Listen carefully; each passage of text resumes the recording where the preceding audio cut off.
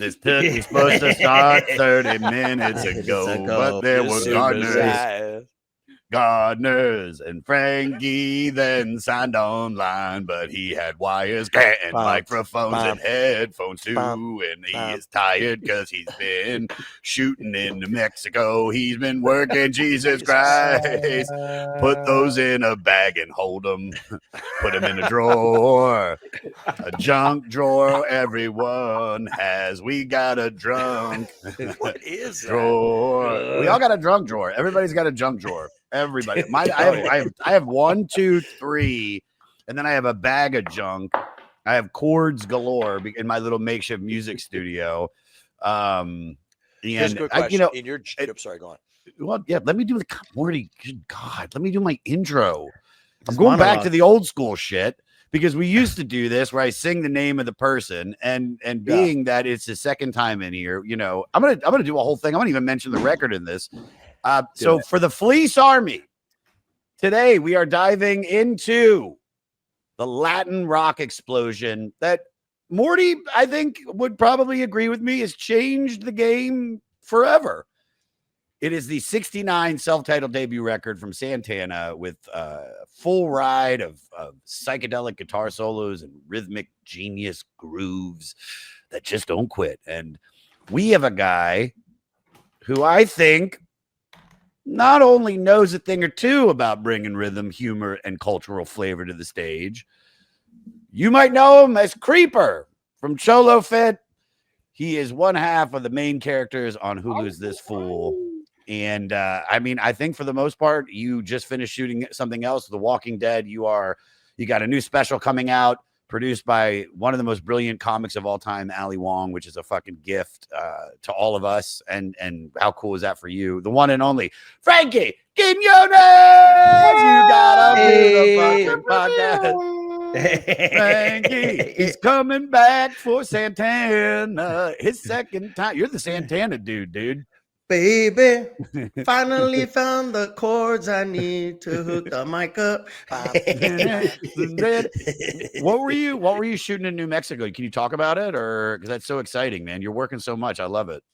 It was Tom Segura is making a El Tigre. Yeah. It's like a cartel comedy. Yeah, I play like this coked out cartel leader. It's pretty fun. Oh boy! How did you got to change your evil ways. That's awesome, man. I think I know you're in that YMH world, and Tom's great. His Bad Thoughts was great, and I didn't even know that's what it was about. So, are you having fun? Was it a long shoot or super hot? I'm assuming too. Oh, not done yet. I got to go back on Wednesday. I go back couple more times, actually. Yeah, they're going hard at it. They just started last week. So. Oh, really? Yeah, they're going hard right now. Well, I really appreciate, dude, because when I texted you about it and you were like, that's what I loved is I was like, hey, can you do the Santana record, his first album? And the first thing you said is it's the one with the lion on the front. I was like, dude, this guy knows, man. This guy knows. Like, you're a fan, and that rules, dude, because I want to, how much I love you. And we did, holy shit. I don't even know if we talked about this on the last one. The first time you did the jam, actually both times you've done primarily, I would say like Latin focused music. We did the first time you did, give me your heart, make it real, or else forget about it. And then you did Cypress Hill, and I'm a great send dog. You're a much better Be Real. Mine falls apart halfway into the but you start off hot for sure, dude. Oh, I came out hot, dude. Let me ask you, so let's just get right into it then. Like, because from doing Abraxas and then doing the opening record, which one did you hear first? Like, did you hear Santana in like chronological order, or like was it just introduced song by song and then you started digging into the records? Yeah, I think it was like song by song that I started diving in. But I will say I did hear them though, like my mom and dad would play the full record in the house. That's why I remember the lion face, because they had the vinyl, and I remember tripping out on that. Because that drawing on the cover, it's like a lion face from far away, but you get in closer, it's like a bunch of faces. come together. Like they're facing each other. On the nose is even two faces facing out. And I was just like, whoa, dude, this is crazy. Pull it up because I want to see it, Jared. I didn't see that. Lee Conklin, a famous psychedelic artist at the time, San Francisco, very reminiscent of the psychedelic posters. Lee Conklin is the name of the artist. Big ups, Lee Conklin. Can we get him on the pod, Jared? Call him. Is he dead? Yeah. Let's do it. We're still trying to figure out how to turn his mic on. Still trying to get the poster up here. Yeah. You know, Abraxas had a few of the songs that I think I really knew about, you know, because I think the first thing I got by them was their greatest hits. And Abraxas was probably the first record I really dug in and listened to. Do you feel more? Yeah, because did we talk about it, the Abraxas history or the history of Santana? I wasn't on that episode. Can you sum up the history in 2.10 seconds? Yeah, Carlos Santana is born in Jalisco. He becomes a musician around the age of 12. He's playing, I think, bass in a band. And then they moved to San Francisco. The Santana family moves to San Francisco. At the time that everything is going on in San Francisco, you know, we have by 66, 67, because we just did the Jefferson Airplane episode, San Francisco is a hotbed for music. Everything. And now it's a hotbed for drugs and homelessness. Well, it was there too. That's the thing about that is people started defecating on the street. Yeah, where people went to Los Angeles and they were like, this is the industry capital. San Francisco became like a rock and roll mecca. That's where you went. And then all these, you know, all the bands that were actually from the area were already starting to get big. Similarly to everybody running to Seattle or everybody running to like New York, everybody started coming there by the mid 60s. So much so that when people heard about it, George Harrison came here to see what this was. And he was like, yo, it's kind of a bad trip. I mean, everybody started coming up to him, asking him for money. And, you know, he was like, yeah, there's a lot of people that came here. And what happened is a lot of people came to San Francisco and they ended up casualties. They got drugged out. They got burned out. They didn't have places to go. So they were on the street. But back to the band, this band is while most people sort of erroneously think of it as like a Mexican band because there's so much Latin rhythms, really you have a couple of white dudes. You have Carlos Santana, is really, I think he's the only Mexican guy in the band because I think the percussionist, what was his name? I blanked out on his name. Carl? But he has a nickname. What was his name? Because they started off with one. So the other thing about this band is Bill Graham has the Fillmore, and that becomes a big hub for people playing. That's how we end up with, which we'll get to later, how Chapito, that's his name, as a percussionist. And so I think one of them was like Nicaraguan. And so, you know, they're Latin, but most people, when they think of Santana, because of the name, they assume that it's like a band of La Raza, you know, like they're all, you know, and they're not. I mean, Greg Raleigh is the singer, you know, as far as I know, he's a white dude. So they were a multicultural band that happened to grab this rhythm thing, and they were still really young. You know, they had a black bass player, and they're still really young as they're coming up. So because of their connection to the Fillmore, I mean, they're already signed as a band by the time they do Woodstock, but you know, we'll get into maybe more of the nitty gritty, but they're the only band that doesn't have a record out when they play Woodstock. You know, the record doesn't come out till like a week and a half later. So by the time we know about them on this album comes out, and then the movie Woodstock doesn't come out till 1970. So by the time the movie's out, everyone's like, "Oh yeah, that's Santana." Yeah, like, look how zoom in on that album. Oh yeah, there it is. Can you zoom it in? Because I can't. Is that your tattoo? Isn't your tattoo intense, sort of right? like thing on that? Mine's a Abraxas. Is it Abraxas? Yeah. Oh my god, I love, dude. You're the Which Santana is so guy. great. You were so the Santana guy. You're the Santana guy, I love man. that you. But come yeah, back see the for faces Santana. in there, dude. That's Oh, yeah. crazy. And you don't even hold it against Santana that they had a black bassist. Like, you don't care, man. Like, you don't give a shit. And I love that about you. Yeah, So great. Is it? What is it? I mean, I understand that it's your family, you know, your mom and dad that have the records and are listening to it. But also, is there something about that Santana? And I know it's multicultural, Morty, like you said, but is there something, you know, like, is it about them, you know,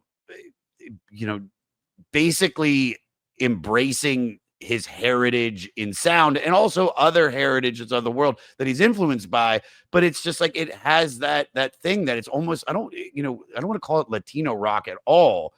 I don't think that's apt. It's not, but because it's rock and roll. But like, let me just ask you, like, how important is it for you to like embrace your heritage openly in your work? Like, do you try to like, in a sense, incorporate? I mean, obviously with Creeper, you know, and this fool and everything. I mean, but it's, you tell me.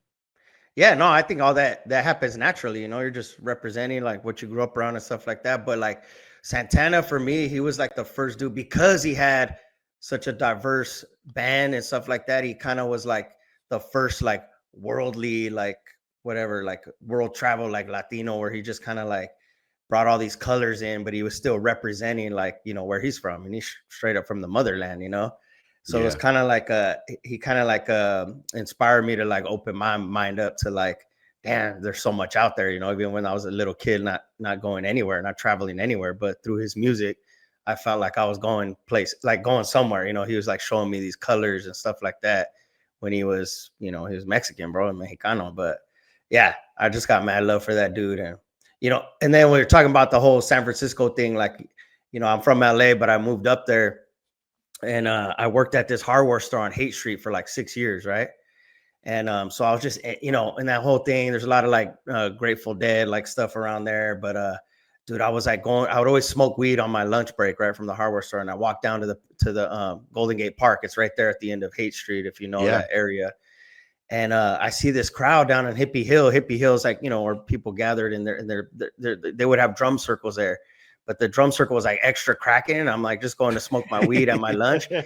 And I walk over there and I'm like, who's in there, homie? And then I go in and it's fucking Santana, homie. He just no way. Are you kidding me? Dude, he's chilling there. It's like a 2 p.m. on like a Tuesday or Wednesday. And he has this huge crowd around him and he's just jamming out, bro, with the hippies on Hippie Hill in Golden Gate Park, like I was just on a random afternoon. Insane. I was like, this is crazy, homie. So I'm like, I just sit there watching him. I smoke my weed, and I'm like, fuck, I have to go back. Homie, I'm gonna get in trouble at the hardware store. Quit. That's the thing, you quit. Yeah, it's a hardware store, dude. It's not El Tigre. Like you can get another one, dude, pretty easily. Insane. What's that like seeing him there? What's that like? I mean, what emotions are running through you besides just being high and like in shock? But what is he playing, just jamming with whatever they're playing, or is he yeah, he just, you know, it's like, it's the groove, 6, 7 drums. He just on one drum, just boom, and then, you know, they're just getting it. It was just it was crazy, bro. I was like, yeah. So I love that. Yeah. And then 1 year he was you know, he went to Mission High School. And I think Chapito went to high school with him too at the same time, but I'm not sure about that. But at the graduation, he randomly dropped in. The band played for at the graduation at the high school, like surprised everybody. Yeah. So yeah, so cool. I mean, so he's a true icon, not just you know as a Latino, but it's just as a rock star. He's in the Rock and Roll Hall of Fame. And also I thought it was really cool that, like, you know, back in 99 when he did that collab record with all those different stars with like Maria, even the stuff he did with the guy from Matchbox 20, it's like he won all these Grammys. Yeah, was that the best record that year? I don't know, but you know what it was? They got him the awards that he deserved years ago, and the Grammys tend to do that. And I feel it was a culmination of everything that he's put out. Well, even when he dropped, he was kind of already like, people were like, okay, he had his heyday. Like the whole like Smooth and all that came way later, right? Way later, like, yeah. So it was like he was already like, okay, the old rocker dude that was still alive doing it, and then he dropped that album, and it was like, oh shit, like Maria was on there, and Smooth I think was like one of the most played records, and I don't know how long at that time, but it was like, I was like, oh shit, dude. He's just like, all right, you guys thought I was done. Now check this out, bat. Here's for your little top 40 host too. Here's a little fucking, you know. I think it was like a Clive Davis thing when he was like, because Clive Davis famously could revitalize people's careers. Like, we got Celine Dion. Yeah. Jared, hold on for a second. Before we're jumping into clips. Yeah. Give us a moment. Oh, that's dope. Yeah, we'll look at that. What was that? That was him at the high school. It's just that the Oh shit. Okay, well, yeah, play that then. Does he say anything, or is it just him like people clapping? Because I don't know. He tells everybody to real stay in time. school. Oh, Maybe that's a clean- Mission High School thing? Yeah, dude, there it is. Let me take this this moment outside of time. If you can understand this, making a moment outside of time, that's when it becomes memorable and meaningful.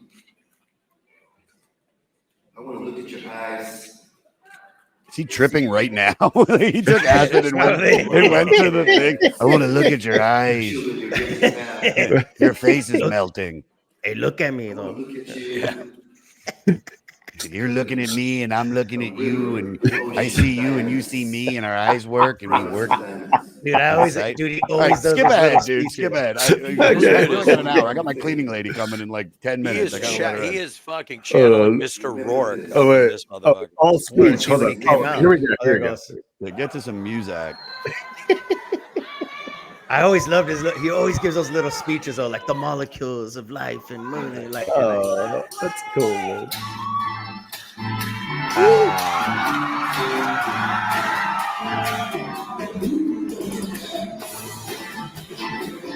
Oh, that's rad.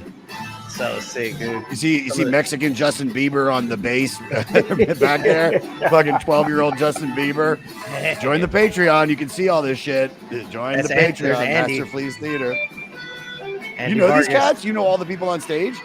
No, not all of them, but the dude that was playing what's the thing with the wood, fucking like the That- beehive. Oh, the honeycomb thing? Cuica, or no, the not the Cuica, the Anyways, fish or whatever. that's Andy Vargas. That's his godson, Oh, I who's love now been one of his lead singers for like 30 years now. But Oh, that's rad. All right, you can cut it, man. That's so rad, man. I love that.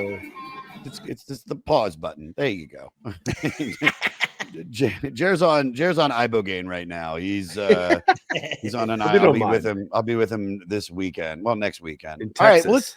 let's Going talk forward. about an opening record. You know, like, you know, what do you guys feel? I mean, is it like how many bands have put out bunk records to start and then still had careers? Like, I know I'm talking major label stuff. You know, because this is their self-titled debut. Morty, you said this is on Atlantic, but they wanted Columbia. No, they were offered Atlantic, but he was like, I want to be on Columbia because Miles Davis and Bob Dylan are on Columbia. This is back when, they would sign a lot of bands. Originally, this was called I think it was the Santana Blues Band, which a lot of people had their names. They always just threw blues in there. Jay Giles Blues Band, the Santana Blues Band. Like, it was to let you know that that's what it was you were getting. Yeah, I don't really hear the blues as much. not on at all. this, There's no blues. but I think it was an operative term, like calling it the grunge band or the hip hop band. It just sort of immediately. But yeah, they were offered. I guess they were offered Atlantic, and they were like, "Nah, man, I want to be on the same label as Miles Davis. I want to be on the same label as Bob Dylan." Yeah. How So do they went to you Columbia. how do you feel, Frankie, of this being, even just the way it starts, like, but as a debut album from what Santana has done, do you feel like this kind of sets the flagpole of, like, basically saying, like, this is who we are, this captures everything that Santana basically, not stands for, but, musically represents? Do you feel like this is a good interpretation of where he is and where he's going to go too? yeah, I think it is. I mean, there's some of his most legendary tracks are on that album. I mean, Evil Ways is on there, right? Yeah. So Hell yeah. So it's like, and that song is just like, I don't know, it's had an original sound. And then when I would listen to it, I would try to, put myself in that time period, like when it dropped too. It was just like, oh man, it's so crazy. And then thinking about his Woodstock performance too, I'm like, this is this guy just busting out, because it sounded original, but it was also like current with that whole movement, that was happening in 70s or late 70s or late 60s or whatever. But Yeah, I don't know. Yeah, and then it does have that Latin vibe to it, but it's not Latin rock like you said. It was just kind of like the little fucking thing, you're just it's like, got the oh, groove. shit. The I groove. mean, it's probably compared to something like we talked about a few days ago, like Jefferson Airplane. I mean, this is far funkier, far groovier, far more danceable. I think the psychedelic in this record isn't even nearly as intense. So to have this being lumped into psychedelic, I don't even know if I would call it psychedelic. It is psychedelic rock, but it's not. I could see you tripping out to this and getting lost in it, but it's not. Yeah, he got crazier later, but I think that he was just kind of giving a little like, okay, boom, here's all my stilo, and then now he definitely got more psychedelic on other records down the road. But yeah, it was dope, man. Just like my mom and dad are who put me on game playing his records in the house. So just from listening to Santana, just because he was like, oh, he's one of us and he's doing this, I saw my mom and dad like it opened up them to listening to other, rock music. It was all because of Santana. Like, oh, well, he's doing this, and then he's rocking out with these fools, and then so they would buy these other records, and they're two, just a young Latino couple trying to raise their kids. They're just like, Santana's the one that opened the gate to them listening to, different rock music. It was all because of Santana. I dig that. All right, let's talk about opening up the first track, Waiting. It's instrumental, just burst of percussion, energy. I think it's a great way to open the track, open the album. I mean, it really kind of sets the tone of what we're about to get. Thoughts on it, Frankie? Anything you want to add, or about the opening track? No, let's do it. Perfect. Let's talk about Waiting, because you mentioned you worked at a hardware store, and a lot of people have like taken jobs as waiters, to kind of get ready. Like, what was the weirdest job you've ever had? Shit, the weirdest job? Fuck, probably there was this like powder called Zip Fizz. I think it's still around, bro. But I would have to set up like little booths inside like Costco or whatever, and like do that whole thing, like get them to sample it. Like, hey, Zip Fizz.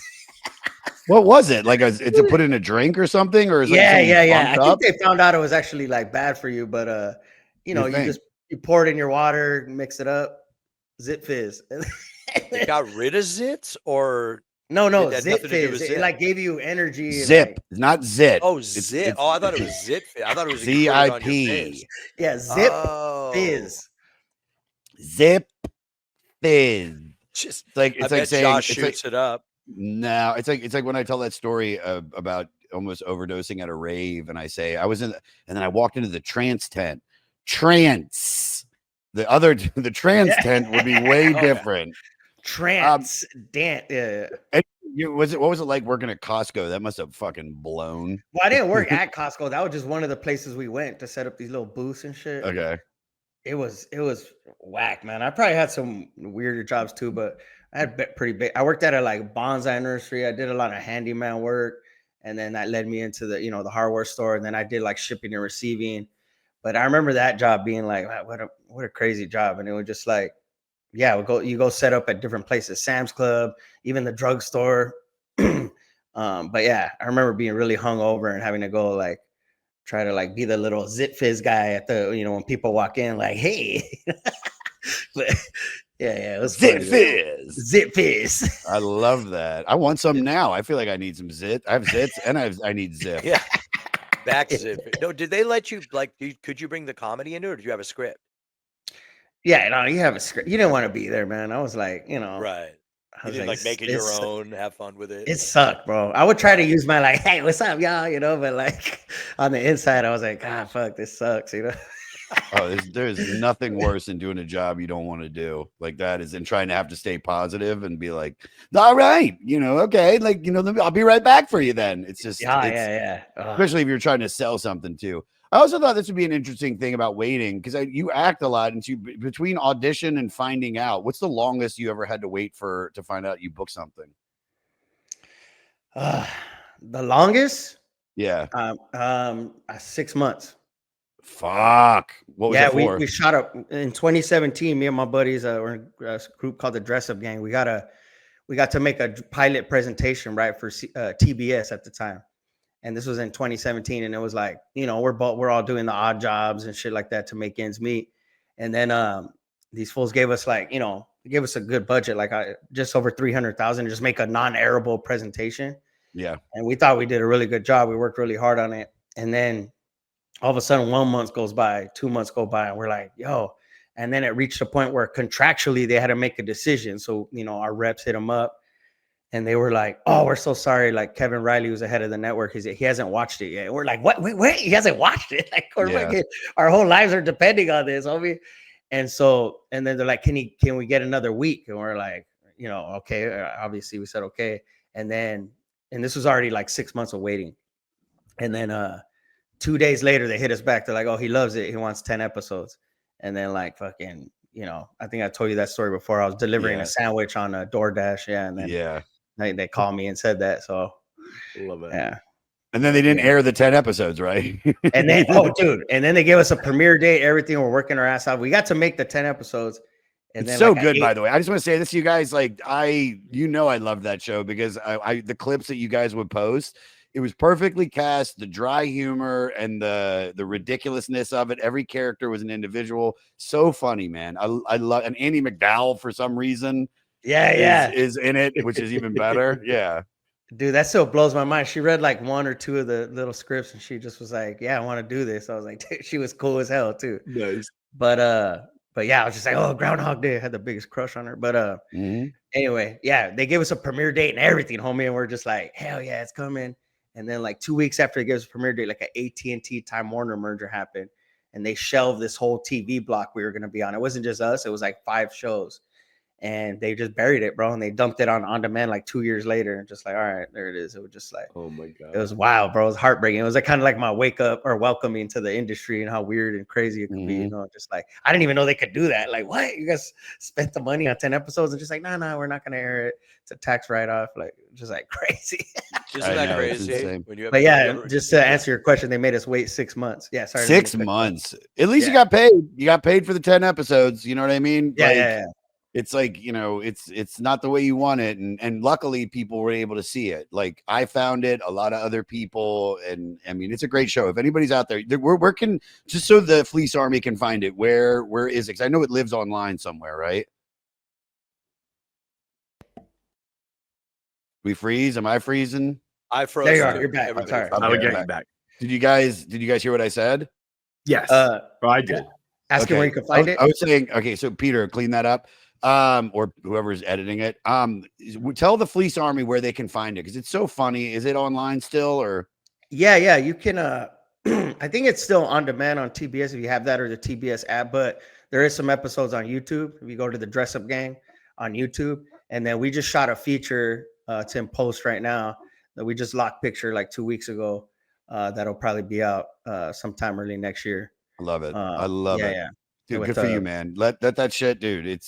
Trust me. And as you keep getting bigger, then people are going to keep finding out about that. And it's a really, it really is funny. It's really funny. Everybody, Donnie's great. Everybody's great in that show. All right, for time, Evil Ways. This is the breakthrough hit. It just swagger. This is like the groove. I mean, this is, you know, probably one of Santana's biggest songs, I would say. I mean, next to like, you know, some of the stuff we talked about later, but it's probably like this. Oye Como Va. What else? What else would be up there? Black Magic Woman. Black Magic Woman. Black Magic Woman for sure. You know, I mean, as far as songs with singing, all of it. Regular black women. Well, he's married to a black woman now, so he is. Yeah, he is. Santana knows what's up, dude. Yeah. You know, what do you remember? I'm assuming Evil Ways was in your house as a kid, and I mean, oh yeah, bro. What is when you hear this? What is it? Does it just take you back there? What do you see when you hear the song? Yeah, man. I remember hearing it in my mom and dad's living room, and you know, and then in their little apartment and shit, and then just like jamming out. Like it has that like steady like groove or like that. I don't know how. I'm not like, you know, a music fucking expert by any means, but you know, there's that count. It's nice and chill. It's like a chill but upbeat at the same time. I don't even know how to if that. I'm probably just butchering. It's got that describing thing, right? The what? the clave thing doesn't have the Yeah. that, Yep. that, You got to change yeah. your evil ways. That's why when Morty, I see you at the kibitz, I jump into it. They didn't write this, right? Oh yeah, you did. No, this is a Sonny Henry song. I mean, Santana's famous that a lot of the stuff that people sort of think about when they think of Santana are covers. Like Black Magic Woman is a Fleetwood Mac song, and then we'll get to Jingo later and stuff. But a lot of their stuff that when people really think about Santana are just covers they popularized. You know, this was a prior song, you know, but really like a lot they of were the them. ones doing it. You know, they were the ones that introduced this to, you know, I mean, I don't want to say to the white society, but to the rock and roll fans and stuff. You know, that's even when I listened to the Santana later, like I was kind of like, really, every song has to have Maria in it. Like you could almost see like the people writing with them were like, I'll put Maria in it. And they're like, great. You know, how original. You know, like, would you only see West Side Story? You know, like, and that's the thing about it is when you listen to even the later stuff, the rhythms are still there. You know, the rhythm of this her first album comes through on like even Smooth. You know, Yeah, it really does. It's got the same, it's almost the same, you know, like, you know, a rhythmic setup. So yeah, Evil Ways, man. This is Evil Ways rules. Originally that sung double in time thing at '67. the end. Yeah, Willie Bobo, Latin jazz percussionist, big influence on Santana. I wanted to ask you a question. It's not focused on Evil Ways. I don't know, so I want to see if I can phrase this properly. But where did you? So you lived in LA for how long? And what part of LA did you grow up in? I lived in the Valley until I was about 12, and then we moved to Oxnard. Okay. Lived there for a while, and then you know, then I went up to San Francisco, and I was there for like 11 years. Well, how old were you when you moved to San Francisco? How old were you up there? I was like 20. Yeah. So you moved up by yourself, I'm assuming, or like well, and I live with some. I have some relatives up there, so I lived with my cousin for a while, and then I moved to Lower Haight with a homie, and then started doing that life, walking up to the hardware store, and I went to school. Went to San Francisco State, and then I thought I was gonna come right back to LA, and I ended up staying up there for a while because I was like, this shit, I was enjoying it. It was dope, you know. You like the weather. It's like it's way nicer. Like I think just weather wise, it's so funny. I was like, remember one time when I went to go do Outside Lands in August, it was 90 degrees in Los Angeles, and when we got up to Golden Gate Park, it was 40 degrees. 40 degrees, and the band I was the only one that brought a hoodie, so everybody had to buy, the band had to buy hoodies, and they were so sold out that all they had were like gay like pink ones, and so the whole band just looked insane. Outside Lands is fun though. It really is. It's always foggy, bro. It's like always foggy. It could be a nice sunny day, guaranteed. When 5 p.m. comes, that fog's coming in, boy. Shit, that's why they call it Fog City. You know? I want to talk about growing up in LA and kind of seeing some of the people, and like, because I know like your character Creeper is based on like, you know, it's like the cholos that you must have seen like living in Los Angeles, you know. With a lot of the cholo culture, like not all of it, but some of it is aligned with kind of like gang culture. Like did you ever get like at a young age, like get pushed into anything like that? Not pushed in, but you were, you know, like how close were you to it? And like, how did you try to avoid it if you were? Yeah, no, I mean, my dad was the first one I saw. He was just straight up, you know, Dickies crease, Chuck Taylor's, white tee, crease down the middle. You know, the palm comb with the 3 flowers. The 3 flowers is like a heavy pomade. It takes like 2 weeks to wash it out of your hair. But my dad would have that. And dude, a funny story. He would always get it at Kmart. And when they closed down the Kmart, he was all tripping out. Like, where am I going to get my tres flores, you know? And my mom's like, hey, relax. Like, they have it on Amazon. And he was like, what? And I was like, damn, Amazon has tres flores. That's crazy. But anyways, he always had a lowrider band. He used to have a 65 Impala with the little chain steering wheel.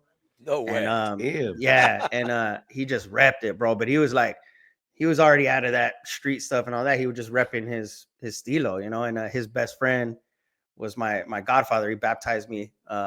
My Nino John. He was president of Viejitos Car Club for like 33 years, right? Mm-hmm. So I was always around like that positive side of the culture. Well, I did have relatives and cousins though that were, you know, in the gang life and stuff like that. they were my dad and my Nino, his best friend, were more just, you know, they were about low riding and repping the stilo. But, you know, when I was trying to find my identity and all that, and I got sprung on a chola, I just, you know, I had a crush on this chola, and I got jumped. I started wearing the shit. My mom didn't want me to wear it. My dad's like, nah, let him. But my dad would wake me up at 6 a.m, make me crease my Dickies, crease my white tee. And, but I ended up getting jumped, bro. I got 12 staples in my head right here. I still got a dent in my skull to remind me that, you know, I was trying to be something I wasn't. And these dudes jumped me and they hit my head against a metal door. But, you know, the adrenaline's going. So you turn around. I'm like 12 years old, you know. So I'm like, and they were like, yo. Even they like were like, oh shit, they didn't mean to like fuck me up that bad, you know. But I'm like, what? And they run out the bathroom and I look in the mirror and there's like a mouth on my head just open, bro. And I was just like, fuck. Wow. So, you know, I tell that story and I'm just like, yeah, that's when I, you know, switched back to Bugle Boy jeans and cargo shorts. You know, like, where are my British night shoes at? Here, guys, hold this for a second. I gotta buzz my cleaning lady in. Give me 1 second. I'm sorry. I'm so sorry. I'm gonna pick it up. Damn, dude, was that in school? Yeah, dude. And it was funny because my mom was pissed because one of my homies just went to the nurse at the school and they asked for like a big bandage, and I just kind of like sealed it up with a bandage. And I went home and my mom's like, what's under there? Like, let me see it, you know? And I'm just like, nah, don't worry about it. She's like, what? Like, no, like, fuck that. Like, let me see it. And then she lifts it out and sees it. She's like, oh my God, like, da-da-da.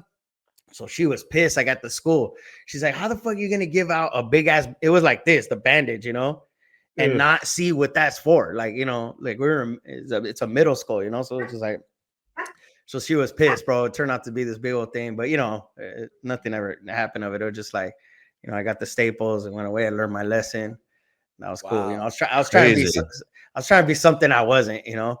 And I remember my cousins being all pissed, like, who the fuck did that to you? Like, da-da-da. And I lied. I not only lied to them, I lied to my mom too. I was like, I told them I was playing basketball and I tripped and it was a brick wall and I was going for the ball and I just hit my head on the wall. And they bought it. And they were like, because my cousins would have been like doing some crazy shit. And I was like, I didn't want it to get any crazier. And I actually ended up being friends with the guys that jumped me. I was going to ask, I bet y'all bonded. Yeah, that happens a lot because you just have like, you end up having like a mutual respect or whatever it is. You know? Yeah. Let me now going off of like, you know, the character Creeper, like, has anybody from that community gotten pissed at you? There's some, but like for the most part, you know, they know what it is. I mean, they're like, you know, there's always going to be haters in every area. Sure. Like, yeah, of course. I remember in the beginning, it doesn't happen so much anymore, but like in the beginning, oh, this idiot, he's misrepresenting us or making us look bad and da-da-da. But that's like, you know. Hold on a second. Yeah. Attack, Lekka, attack. Hi, sweetheart. Do you need anything? No. All right, so just if you don't mind, just start. My bedroom's a little messy. I forgot to clean it up, and then I got tied up with this. Okay. There's new sheets in the white thing. Okay. Like that white bag, and then just when I'm done, I'll bring up the water. So. Good to see you, love. All right, sorry about that. I love Tony. Yeah, Tony rules. Tony, you want to come on my podcast real quick? Want to say hi? Yeah, you gotta put her on. Put her on. I don't know if you can hear. Here, put this in your ear. Oh my goodness. Put that in your ear. So what's your favorite Santana record? Can you hear him? Yes. We're doing Santana today. How you doing? That's Frankie. Hi, Frankie. You know him from Cholo Fit. Yeah. You know him? Yeah. You know from Cholo Fit? That's Morty. You know him from Morty. just being a Jew. Hey. Yeah, that's what it is. Represent Frankie. Yeah. We'll be in Ibiza together. And Nice to meet you guys. I want to have sex with some of his girlfriend's friends. No. Yeah. Hopefully that happens. Don't tell her that. He's so special. All right. Gotta go. You're going to have to use the sanitary setting on the washer. Cody rules, dude. That's my dude. Check. You want to know something funny that you'll appreciate, Frankie, and you might appreciate. Everybody might, because a few of the guests have been on. She cleans like we all these comics, like me, Mad Dog Mattern, who hosted The Cellar, Mateo Lane, Ian Lara. Like I go on and on. Like Lisa Traeger. Like she works with all of us, and even Liz at The Cellar. And like, I mean, I'm not gonna say it, but I'll always ask like, whose apartment's bigger? Like, how's mine? Like, am I bigger? Am I doing good? She's like, yeah, you're doing better than that person. Mateo's killing it. Like, oh yeah. You know, yeah, Mateo. I mean, come on, dude. He is. I'm so Plus happy for him. 'Cause plus the gay homies, they're better at decorating and stuff like that. It's Hey probably man, like I pristine. It's gotta I be mean, so nice. my ex-girlfriend decorated this place. It's not terrible. I just need more space. That's the problem with like New York, is that you're just compacted, so everything's bunched up and just needs to breathe. Did you adopt her from Rosebud or no? This is Rosebud and Andy Haynes' old apartment, and Oh, you know wow. Oh, wow. yeah. And so I got in at a very, very reduced rate, and I got good homies and friends that live in. Not friends, but I, because of the dog, I meet everybody, and it's a very closed off building, but it's like, dude, it's one of those things where it's like I could move into a nice apartment, or I could live here and have more money to enjoy the city. Do you know what I mean? And that's the best thing, is that it's a dope 1-bedroom. I got a Tempur-Pedic with the cooling mattress. You know what I mean? Birds come over. They don't want to leave. You know what I mean? My toilet pressure might be a little weak, but, and I think there's something dead outside by my window that smells like butt, but I'm killing it, dude. Dead That's butt? what you What do the- in New York, dude. That's what you do in New York. Big J, we were talking about it, and he was like, dude, you got a great apartment, even though my radiator once an hour goes. You just put up with that shit because it's New York. Living the dream. Hey man, I'd still rather be here than LA. I love this town. Real? I mean, Well, no, I get it. dude, I did 14. Yeah. Yeah. And it's like when you're born in LA, that's one thing. When you just come to visit, and at least there's like, I don't want to get caught up in this because I want to keep back to this record, but I'll say this is like, I know that I'm walking around and the people that I see are real people. And when I go to LA, I know I'm looking around, and everybody I look at is like, that person's probably broke on their dad's credit card. That person's driving that, and they're probably a billionaire. And that person, this. It just really just feels like I'm in an actual city of like like people with intentions, but not your evil ways. Baby, let's do the next song for time. How about Shades? Oh my God, this next song's got time in the title. Shades of Time. And Themes about reflection and change is what I got from it. Morty, anything you want to add before we ask Frankie about it? No, I mean, it's another solid song. This one is Greg and Carlos together. This is like a Raleigh song. I want to make sure that dude, is Greg still in Journey? What? No, he hasn't been in Journey since the beginning. We did this on the Abraxas episode. Basically, after a few albums, Greg leaves and starts his own band with a young guitar player that they got into Santana when he was like 16 or 17, named Neil Schoen. And that's the guy. Yeah, Neil's in Journey still, right? And is he the Republican or the anti-Republican? I don't know his political persuasion. Hold on, let me find out, because one of them I went to go see. No, you're thinking of Jonathan Cain. That's who you're thinking of. Yeah, Neil, dude. Neil, let me tell you guys, dude, I went to go see Def Leppard and Journey, and Neil, who I'm looking at right now, is 71 years old. So let's say last year he was 70. The dude was wearing the dopest, most expensive, like Rick Owens outfit. I mean, like, I shot a video and you got the little Filipino guy killing it, and I was like, fuck that dude. Look at fucking Neil, like, killing the guitar solos, but also dressing young and yet still looking cool. Do you know what I mean? Like, not feeling like you see some rock stars are like, all right, like the guy that sings for Toto now, like the shirt he had. I mean, it looked like, it looks like the Abraxas type cover shit on the Santana 1 cover. Like, it was insanely bad. So that being said, yeah, Neil's pretty badass. Who wears the shades with his security, even if nobody in the room knows who it is. I've seen him walk into places, and I'm like, I'm the only person that knows that that's Neil Schoen. The rest of the room is sort of like whatever, and he has like a big security dude with him. But dude, Greg and Neil started this band as after leaving Santana, which is pretty, you go those early, because Steve Perry wasn't in the band until later.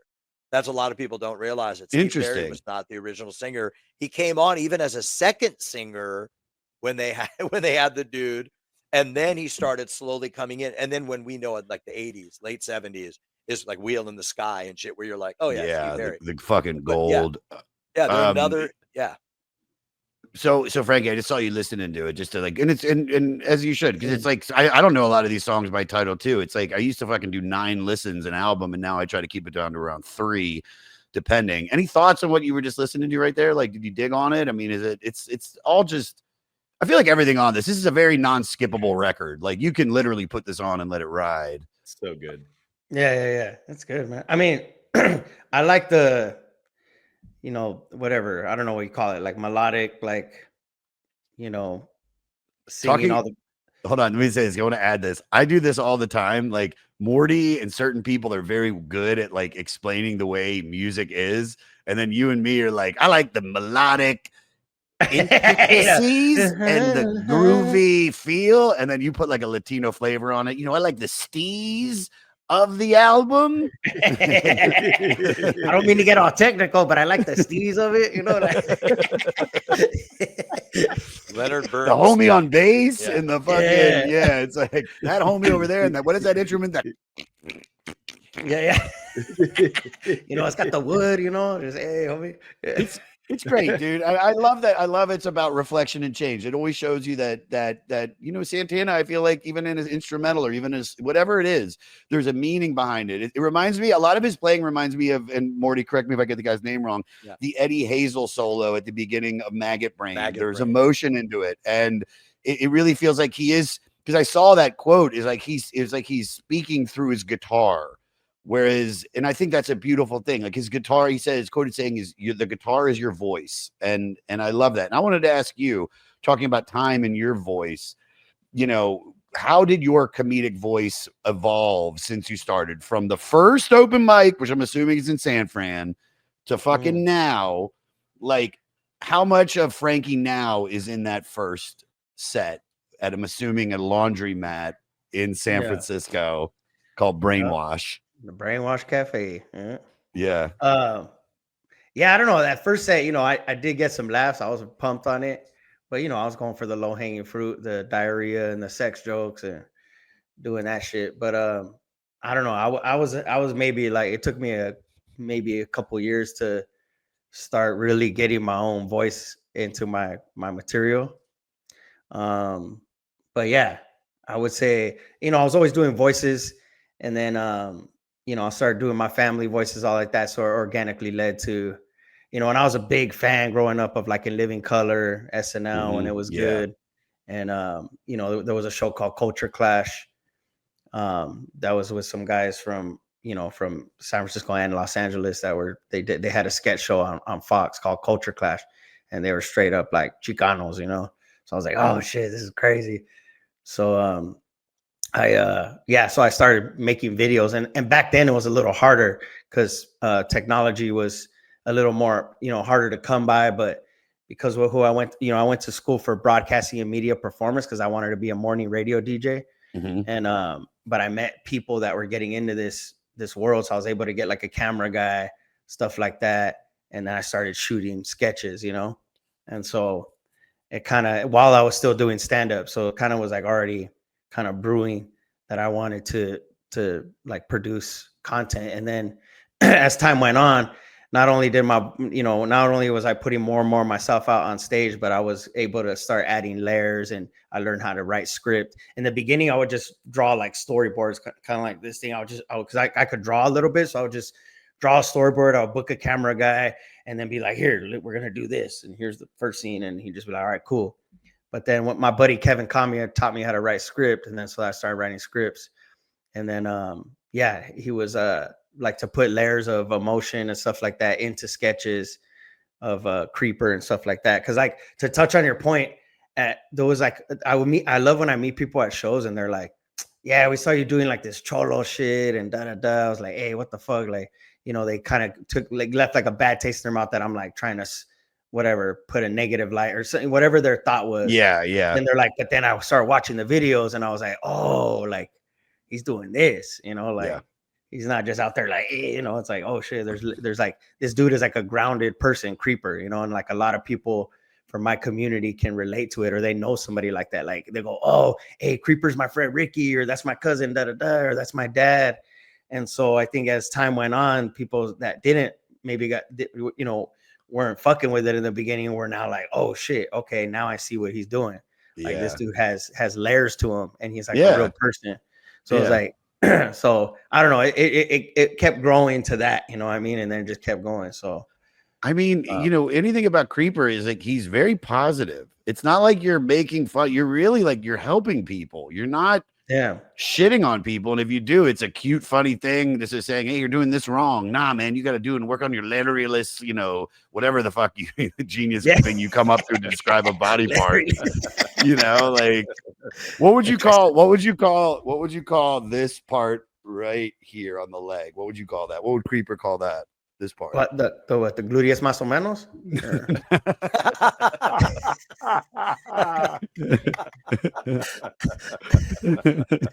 Wow. So you got that in your fucking holster. Just fucking shoot it out, baby. Shoot it out. I love this, man. Did you ever get a chance to do DJ? Did you ever get a chance to do any radio, like morning or any? Or good question. That's Did you ever get on? I mean, I'm assuming you've been on air doing like interviews for like shit. Yeah. Like, did you ever get to do morning? Yeah, I would. You know, not like as a booked host, but as a guest. As a host, obviously. So yeah, there was a guy. There's a legendary Bay Area morning radio DJ, Chuy Gomez. He's up there in the Bay, and he like through a mutual friend told him about me. He went to one of my shows, and you know, this is like, I don't know, maybe 2007, 2008. I was already doing it for a while, and he started talking about me on the radio. So like a bunch of homies and family were like, "Yo, man, Chewy's talking about you." And then shortly after that, he had me on air and stuff like that. And it was funny because when I was going to school to doing a broadcasting and media performance, stuff like that. Yeah, I had to take audio engineering classes and stuff like that. But he came and spoke to like one of our classes, and I was like, oh, it was like a big deal because he's like the guy, you know. He's like the, you know, Big Boy is the guy down here in LA. Chewy's the guy up there in the Bay. So I was like honored to meet him. And then, you know, fast forward years later, he's at one of my shows and then talking about me on air. And then, so it was cool, man. Like I wanted to be that dude, but obviously the, you know, the whatever it changed, you know, the landscape changed with the streaming and, you know, podcasts and all that stuff. So I was like, and then I just started doing, working at a warehouse job after I graduated. I was doing a little tech support too. It was like a startup company. And then I started hitting open mics at night. And then that's when I, you know, was like, I always wanted to do stand-up though. Like my mom and dad were diehard stand-up fans. It was always music and comedy on in the house constantly to this day. God, so they were when they were dating, they would go to the Comedy Store, the Improv, the Laugh Factory, all that stuff. So is that like Freddie Prinze era? Did that register? Because when I was a kid, Freddie Prinze was the guy that got out. He was like the dude that broke out as like a Latin, you know, Latino, like male. I mean, it's a sad ending to his life. If you know, very. But sad. He was the dude that got the sitcom. Like up until that point, there was the dude on Barney Miller, like one dude, and there'd be one dude on Sanford and Son, and same dude, Chico and the Man, or yeah. But Chico and the Man broke out, and you were like, dude, he was everything. I mean, you know him by his son now, but at the time, dude, that was, I mean, heartbreaking because if you don't know, he got into drugs and stuff, and he committed suicide at his peak, like at absolute peak. He didn't drop. Yeah, it wasn't like he was still rising a little bit, but he was already. He was up there. Broke out. He was like the dude that everybody was, I guess, would be compared to till now. And I didn't know if that had a register because they might have been younger than that, you know, or about the time. But I don't know what he meant to the community that, you know, that felt like a kinship with him as much as seeing him. When I was a kid, Chico and them. I mean, you had Jose Feliciano did the opening title. You know what I mean? It was everything, you know. And that dude, he was the guy that like gave a lot of us, you know, the people that maybe didn't know the culture as much, a window into that. Talking about lowriders, talking about the dog in the back with the head that goes like this. You know, it was like something very specific about what he did that I was like, wow, what it must have been like to have somebody like that as a representative. You know, up until that point, they had like Jose Jimenez, like Bill Dana doing like the Ed Sullivan sleepy thing, which is kind of, you know, kind of whack. You know, were your parents fucking with that, like all that shit too? Frankie? Yeah, for sure. They were like fucking with it all, to be honest. They were like, but obviously that, you know, when you see your people up there on the screen, Yeah. obviously it's like you're more drawn to it. But yeah, I remember them like any special that came out, they were on it, man, and we would like watch it like focus. Like I remember, like when Paul Rodriguez came out too, that was like the first one for me being young to be like, oh, he looks like me, like Freddie Prinze was more my mom and dad's time, but Sure. Yeah. but yeah, we would watch. I remember they'd let me watch Eddie Murphy, Richard Pryor, George Carlin. I remember when I first saw him, I was like, oh, this fool's making me think, and even to look at my mom and dad watching them, like, it was kind of cool to see that, that they were like, okay, what's this guy talking about? Like, damn, he's making you think in a different way. But yeah, it was I would say it was like, and back then too, there wasn't as many stand-ups. I feel like when an HBO special came out, it was like, ooh, that one's coming out. Like, Well, there was like 5 channels. Yeah, you had basic, and then you had like, ESPN, 7 other channels, and then when HBO dropped something, it was a big deal. And we all watched it, Yeah. and that was the beautiful thing. That was why, we even MASH being the number 1 watch show of all time. I mean, no one will ever get those numbers again because there was not even, I don't even know if Fox was around back then. It was fucking CBS, NBC, and ABC. Yeah. Depressing as MASH, Yeah, Time to go to bed. Yeah, that's a Like goddamn everything's good for kids is done. Yeah, but I remember In Living Color was one we watched like religiously, dude. It was like my mom would make sure to like make dinner right before and like all that stuff, so that But I remember the cross. In I Living remember Color. when Tito and Tarantulas was the band because I knew people that played with them too from that for when they had their own show, and I was like, wow, that's really great that they have their own show. Like for those that didn't know it, when you watch that, like it was Latino sketch comedy.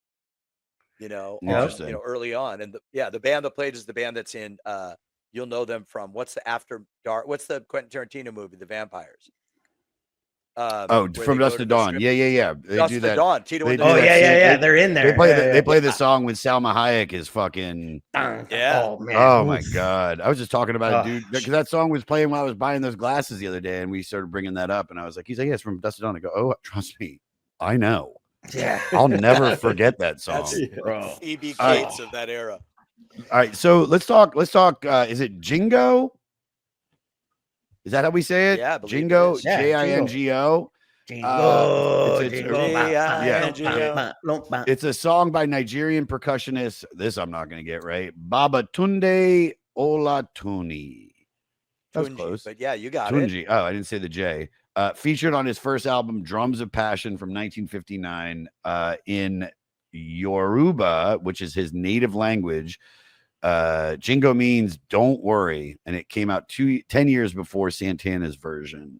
This was the first single off of the record, and I can see why. I'm a little shocked because I think Evil Ways is a little bit more accessible, but I think if you're going to introduce the world to Santana, I think it's a great song to do it.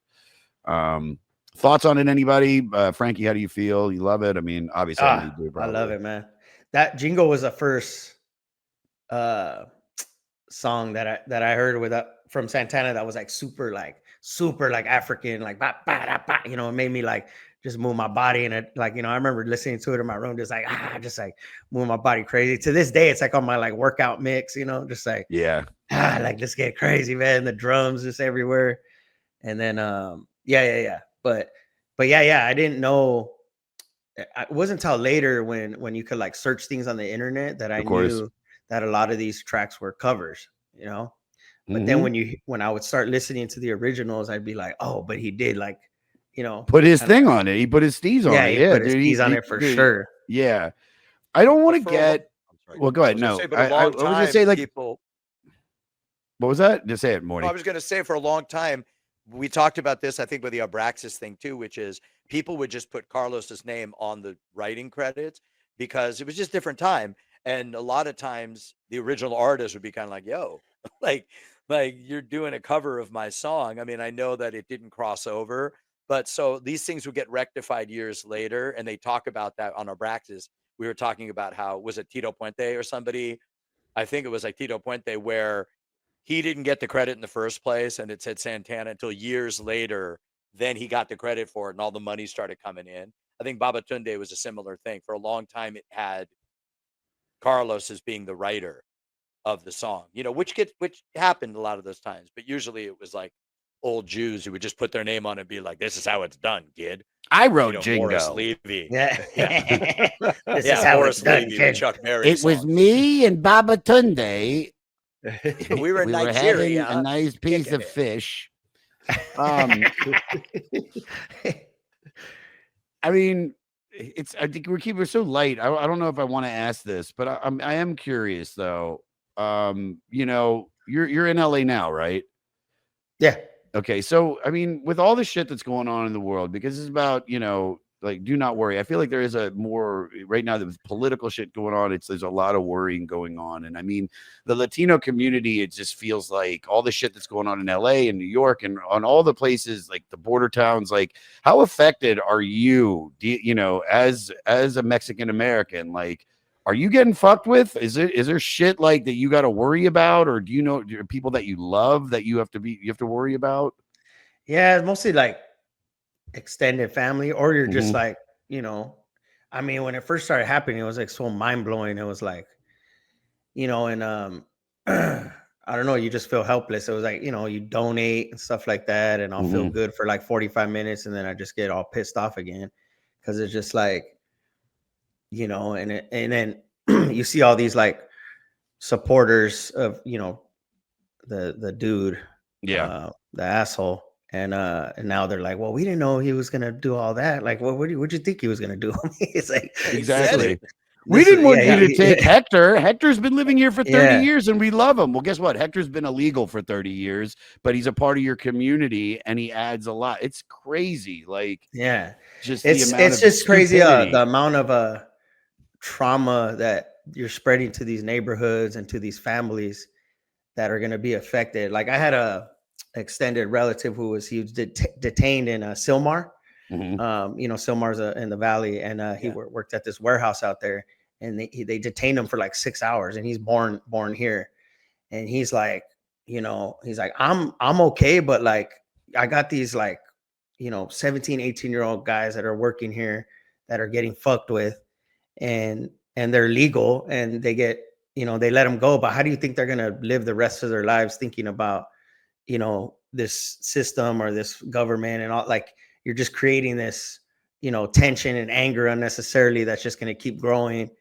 And you know, it's just crazy, homie. Like that's how Yeah. you're doing it. It's Yeah. like, I get it, get the criminals out and all that, but now they're going into these neighborhoods and creating all this havoc with these military vehicles, and just like, it's just like, what, dude? Like, you know, how, you know, it's just, it's mind blowing, but also I knew it was coming, and it's just like, I have friends that are like, well, you know, give them a chance, let them cook, and da da da. And then I'm like, I can't even talk to those people, you know, now, because I'm like, well, look, you let them cook, and now look, now you're all like, well, I didn't know he was gonna do that stuff, and da da da. It's just like, it's crazy because it's just like it's just like a agenda, you know, a political agenda. Here's how I need to keep power. He wants to normalize military presence, so you know, he could just take over and, you know, put in martial law whenever to take over the government, so he could be for sure. like, it's Yeah. just like, you know, and it just sucks, man, because it's just like singling us out, you know,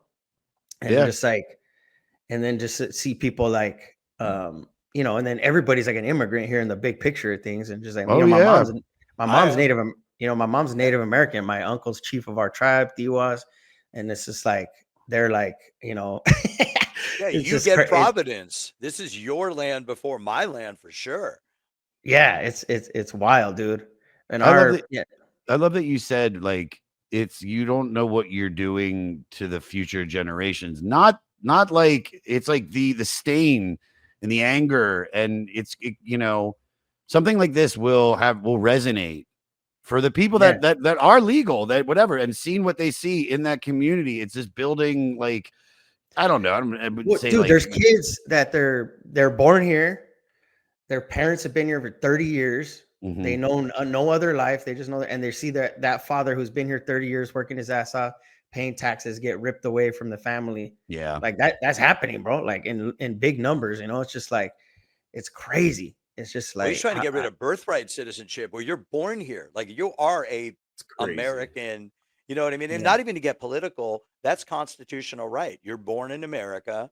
you're an American. I mean, that's just sort of that's ingrained in the Constitution. And to sort of Your say, well, mom's no, we're gonna Jewish, take a look at you're that. Jewish. That's That's the the thing. loophole. That's And the the loophole, irony is dude. the word jingo itself, it means basically to have like a belligerent patriotism, like an aggressive patriotism, like a populist jingoism. aggressive jingoism means to like, Yeah. it's like the worst of patriotism. It's like going, I'm not using the word Nazi, but too far. Nazi came from nationalist, meaning you are a nationalist over any reason. You know what I mean? You're like America right or wrong. Well, when you're saying America right or wrong, you're saying it's wrong some of the time. You know what I mean? Like this is one of those things. And as an Angelino, like Frankie, man, I can't tell you about any other place but here. Our entire society is based on the hard work of the people that come over here. I don't care if they're undocumented. I don't care what you call it. The entire society is absolutely hinged on it. Every restaurant, you go to a sushi restaurant, there's people, Latinos in the kitchen.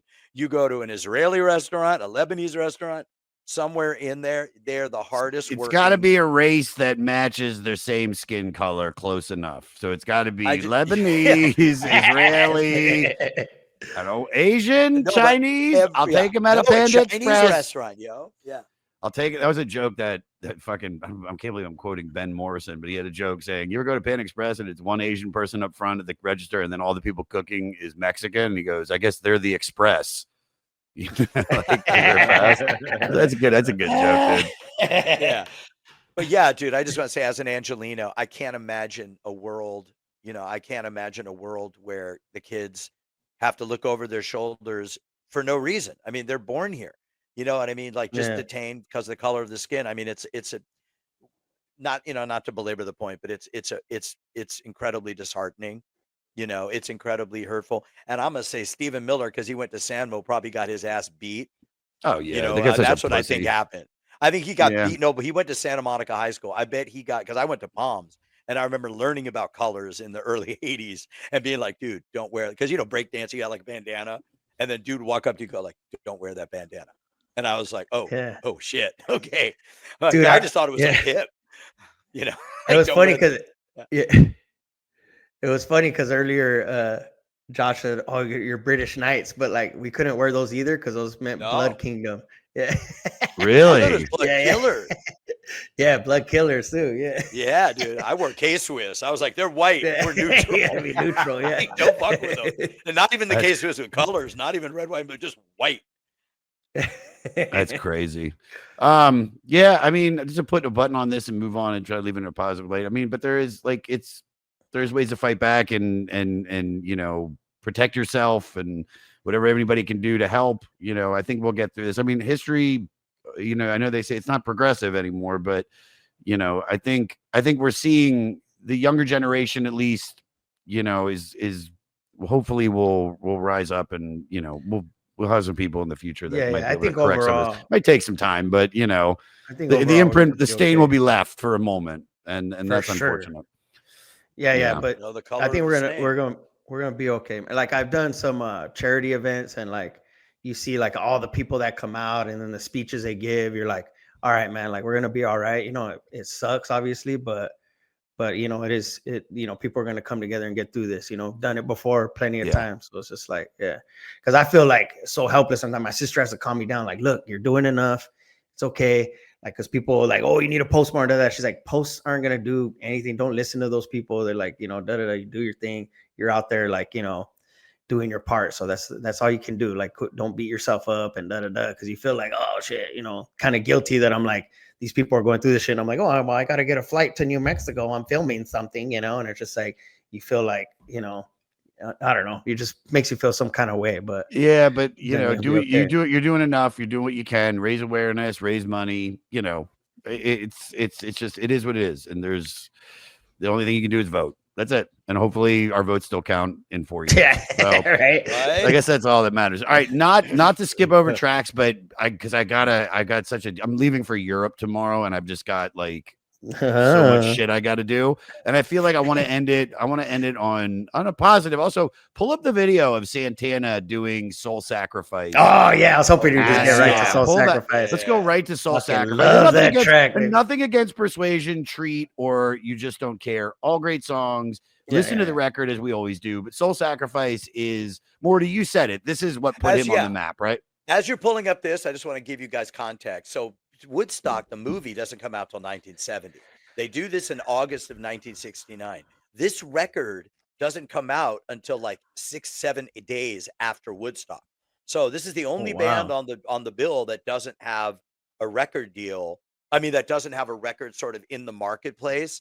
I mean, I think Crosby, Stills, and Nash was like their first gig, their big gig. But they were all a part of something, and they were already in the ethos, and so people knew who they were individually or part of their bands, like the Hollies. Yeah, these dudes Buffalo break Spring out. Yeah, these dudes break out. Like if you talk about Sly and the Family Stone, these are people that have been around. If you talk about a band that like the movie comes out, and then people are like, oh fuck, and by the time the movie comes out, they're already on like I think Abraxas or 2 or 3, the second or third album after. But when this happens, and it's also, when you watch the video, it's got like the different screens and like there's pulsing rhythm and there's energy in them being on stage. And for a lot of people, you can't imagine. Now we just think of like, oh, with the Latin rhythm. But at the time, to give you an idea of context, Creedence Clearwater were like a headliner there. And John was like, nah, dude, I don't really want to be filmed.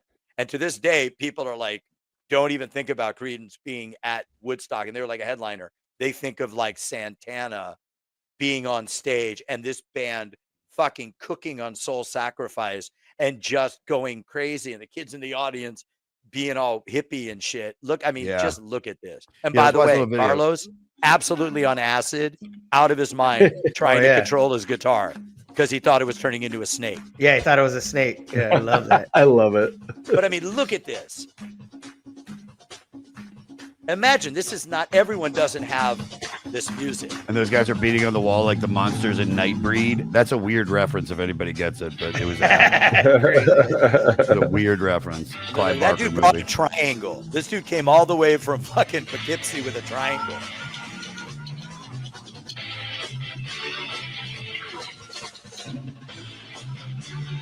It's so badass. Oh, sick, dude. If you've never seen Woodstock, watch So it. not early 20s, late teens. Nah, I think I want to say 19, but I could be wrong. Yeah, he's young, dude. When he did, hold on, he's born in 47, so he was like what 20, 22. Yeah, it's 22. Yeah. Oh, so Thelma Schoonmaker edited it, and Martin edited it as well. And he was a Schoonmaker second.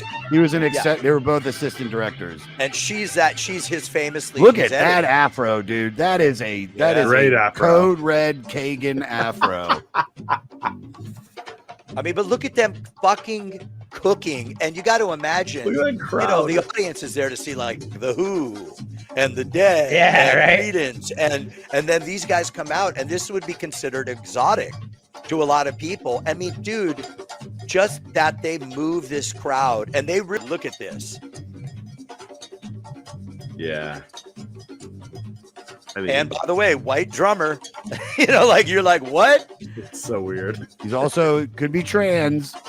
He Really has could. no male or female Came characteristics. from the trans tent. Yeah. The Yeah, that's trans. Billie Jean Trans King on drums. I mean, just Wow. look at that with that DJ. I want to send this clip to Burr right now. I think Bill would fucking get a kick He out of would watching dig this it, I right think, now. yeah. Yeah, he'd love this. It's really cool. And I'm wondering what everyone else is wondering because, like, There it is, Ah. dude. Yeah, that comes back in. with the SG, oh yeah. There's the Indian fuck, who's that record producer? God damn it. Which My one? brain's not fast sometimes. Who's the guy that Rick Rubin? Do you see him, the Mexican Yeah. Rick Rubin? Yeah.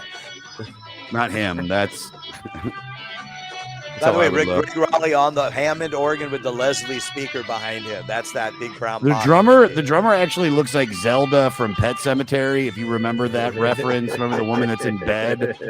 She's like, "Feed me, rah." Remember that he's on acid right now. And by the way, this is a really huge compliment. People used to say that Prince, when they said to Prince, they said, yo, you're like, they always compared it to Jimi Hendrix.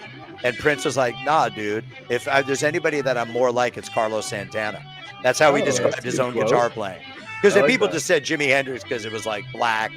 And they figured he looked a little like, he's like, no, my actual turtle. And he thinks his thing's a snake. They're all having journeys. They're all on ayahuasca journeys. I love this so much. Dude, but look how badass, that's the thing I think about is like what people thought when they heard this for the first time without context of Latin rhythms. You know what I mean? Of just taking over, like, because it's all about dancing and free and moving. Man, this shit is, and it's soul sacrifice. I mean, it's dude. Even and you, Frankie, you and I went to see like a house DJ. We went to go see that. There's a lot to be said about that absolute, uncompromising, relentless. It doesn't stop. The rhythm keeps going. It's just an excuse to dance and be alive. You know, and that's we saw Miguel, right?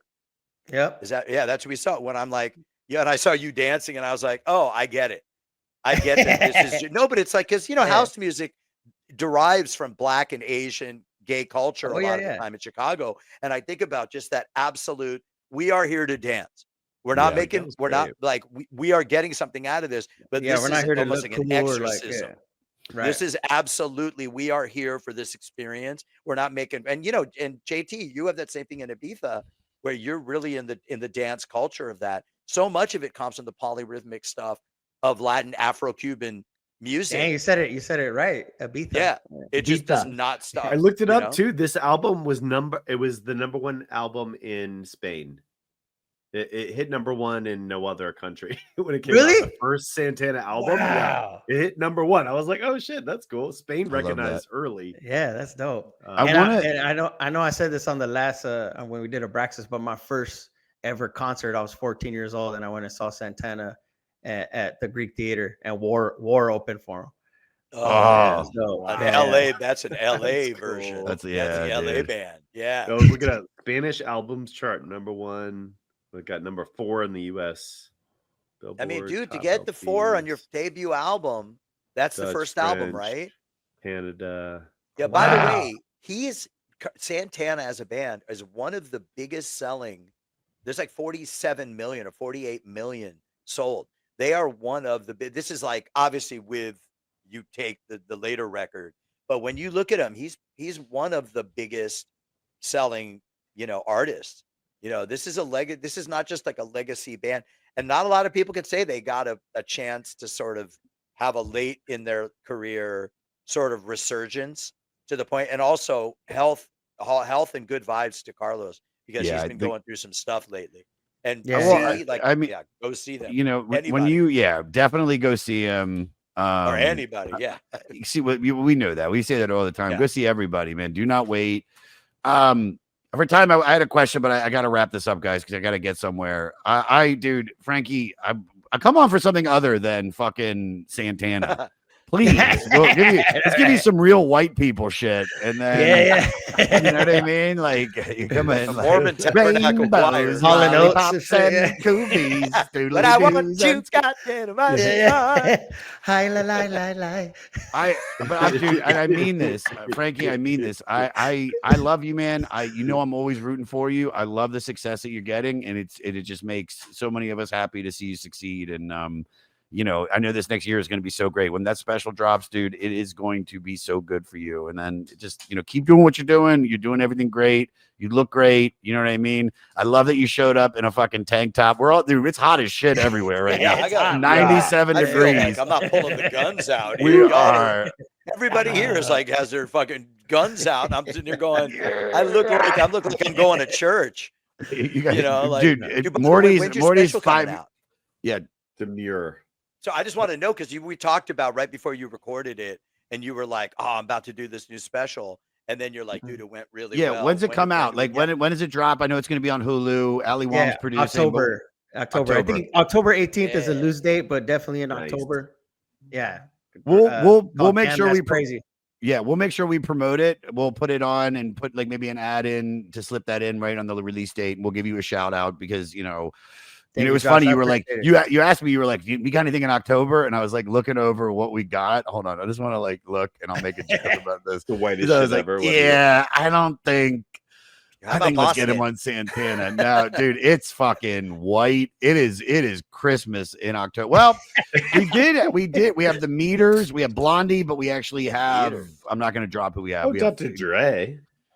You could have done Dr. Dre, sure, but Yeah, that's I LA. think it is LA, but dude, I feel like and not to be like race with person. It's like we have NWA coming out, and they wanted us to get that comedic actor Ike Barnahowitz, and I was like, it just feels. I want somebody that fucking was He's of an very age white. during that time. You know what I mean? Because when fuck the police is said and you live in LA or you live in Chicago or you live in New York, that means something to you. And I'd like to get that perspective. And I think just, I've had, having Santino on to do the Fugees, that makes sense. Having a black guy on for NWA, that makes sense. And I think with Dr. Dre, you could have done Dre, but I also think like we had like the Replacements. I don't think that would have worked. Elton John, maybe. Perfect. Yeah, but either way, you're coming back. We've got more shit. I love you to death. Let's do final questions and get you out of here, buddy. Favorite song on this album? Soul Sacrifice. Nice. Anything you skip over? Not really, man, because I think the album does a good job of taking you on a journey, but it does. Yeah, I don't know, man. I guess maybe if I had to, maybe Treat, but I still love that song too. I mean, it's a no skipper. You don't even know you're going into the next song sometimes. And that's what's beautiful about it. It all flows. The sequencing's great. Big shout out to everybody involved, from the engineer to the producer. It's a great album. Can you fuck to this record? Fuck yeah, homie. Yeah, you can. I'm gonna ram the Evil Ways right out of that high note, like, yeah, dude. It's like we've had some records up where it's just like, like Bruce Springsteen, you can't. Fucking Led Zeppelin. I think Bill said you can fuck to it. But also like, fucking Jefferson Airplane, when the truth is right. It's a little too intense. Okay, we're really getting going here, honey. And then we have Dr. John. Jesus Christ, man. Dude, you get on this fucking list. Bruce Springsteen, boom. Santana, boom. Led Zeppelin, boom. Crosby, Stills, Nash Young, boom. Jefferson Airplane, Steely Dan, NWA. Dr. John and the Night Tripper. Who gives a fuck? Like, damn it, Morty, don't join in. It's a good one. Not say anything. It's a good one. I bet it's great. Phil Spector, a Christmas gift for you from Phil Spector. That's great. Huge. All right, that's never huge. mind. Well, that's a huge record. That's just a huge record because it's one of those ones that everybody had because of that. But yeah, I mean, like I said, I always go. We'll go over it. What happened once they added black critics to this? What happened once they added people with, like, when they added like other critics? They didn't make it. The newer ones. Yeah. Sure. They replaced it with 9 Drake albums. Exactly. I'm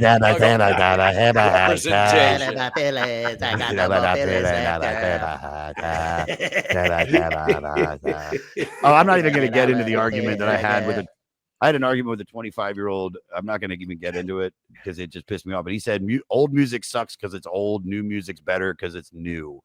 Oh, would you rather have an iPhone 1 or a brand new iPhone? I go, dude, you can't say A Tribe Called Quest, Low End Theory. That's a brand new iPhone to me. That's a perfect album. It's like that's better than anything. That's actually an album that's a phone that's like 25 phones from now. That's how ahead of its time it is. But that's a different discussion.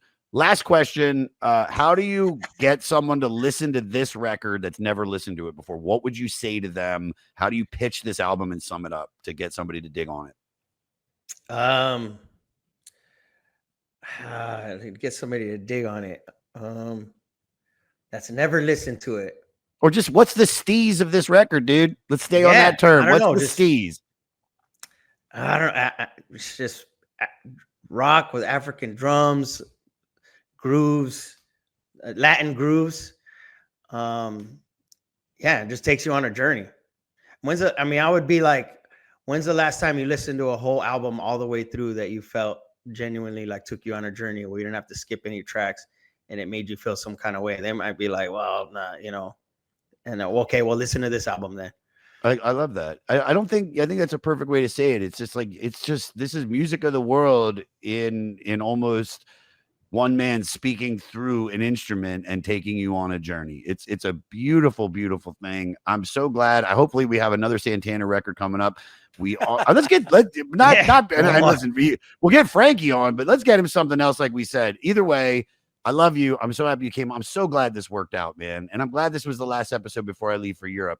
Promote away, Frankie. I know we talked about the special, but where can everybody find you? And this Fool on Hulu, it's still there, right? Oh yeah. Yeah. No, well, thanks for having me, man. Sorry it took me 25 minutes to find some chords, but well, you did go to audio school and work as a tech. You did, yeah. Nice one. He said that. I was like, I went to audio school and I worked as a tech. I was like, clearly can't even find one chord. But yeah, dude. But real quick thing, my James Barsotti was one of my main professors there, and he bought the analog mixer that was used to do the soundtrack for Apocalypto, because it was all done on analog, which was dope. But anyway, that is dope. Just want to drop that in there. But this Fool, it's on Hulu. Get my special called Damn That's Crazy. We drop it in October on Hulu or Disney Plus if you're outside of the United States. And man, check out the Dress Up Gang. You check me out at Frankie Quinones or frankiequinones.com or Cholo Fit Creeper. I think that's about it, man. I'll be on the new season of St. Dennis Medical coming out soon. Yeah. And then and then we got the new Dress Up Gang movie, Plant Man and Blondie, coming out early next year. So check it out. We'll promote the shit out of it. You know that. Morty, why don't you give your little shout out? First of all, I'm somebody to thank. Yeah, somebody but died probably. You got to. No, wait, hold on. Tom Lehrer died yesterday. Who was one of the great? No, but hold on. One of the greatest writers, singers, comedic. He'll be known as a parodist and a satirist. But if get a chance, listen to Tom Lehrer. Look him up. Leherer. An incredible. He was in his 90s, but one of the greatest writers. Once you look him up, you'll be like, I know that. And he was a voice on one segment of the Electric Company. I got to say, I'm really looking forward to Young and Sick doing this cover, because this is. I should send it to him now. I should send it to him now. Psychedelic cover. I can't wait to see them put Frankie in it as the lion. Fuck, because I just hope he doesn't just. I hope he just doesn't put. I think when it's a good record like this, when he can have more fun with, I think is when he's like. But I'll get it into him now, because I know. Then just find me on Find me on the DJ Morty Coil on the on the things that aren't owned by fascists. And then, I'm around, which is nothing anymore, but you'll find me around there, and check out Being Daddy Cartoons. That shit's blowing up on TikTok. I don't know what's going on. And then hopefully, Frankie, I see you soon, my man. Yes, sir. Love it. And Jeremiah, I'll see you in Spain. Yeah. Wow. Damn, I love Ibiza. Where Santana went to #1. You've been before, Frankie? Yes, dude. A homie of mine, DJ Sink, hired me to go out there, and dude, his neighbor. Sorry, real quick, was his neighbor, because he lived more like in a ranch, like inland. He stays there for 3 months out of the year. Yeah, and so you're kind of like, and his neighbor was this old door guy. And he said Freddie Mercury would hire him every year to work the door at this like big old house that he would rent. And he said, dude, for 1 month every year, he's telling me in the Spanish I could barely understand, but he's like that Freddie would just get after it, and he would just fucking everything moving. Every dude. Every girl guy. I love that dude was open. He was girl guys, whatever, dude. And then he would go back to work after, but he would do it for 1 month every year. I just texted Josh. I was like, we have to go to Freddie Mercury's house or whatever. I don't know if you can go in or what the deal is, but yeah. But also everybody, he died of AIDS. So protect yourself. Okay. Yes. Fuck everything that moves. Yes. Be careful. Okay, by the way, I just read that they might have a cure for HIV. Right. I just read this morning. They basically, it's called, they pretty much do, man. They got to take one pill every morning now. Well, mine is it used to be like no. They're saying saying not a cocktail. They're saying they might have finally figured out the. You sound like my mom. My mom's going to send that to me in an article from newsweek.ck.ly.74. My mom does it. I got to split, guys. Frankie, I love you. Thank you so much for coming on. Love you back, man. Thanks for having me. I appreciate it. Morty, all the best.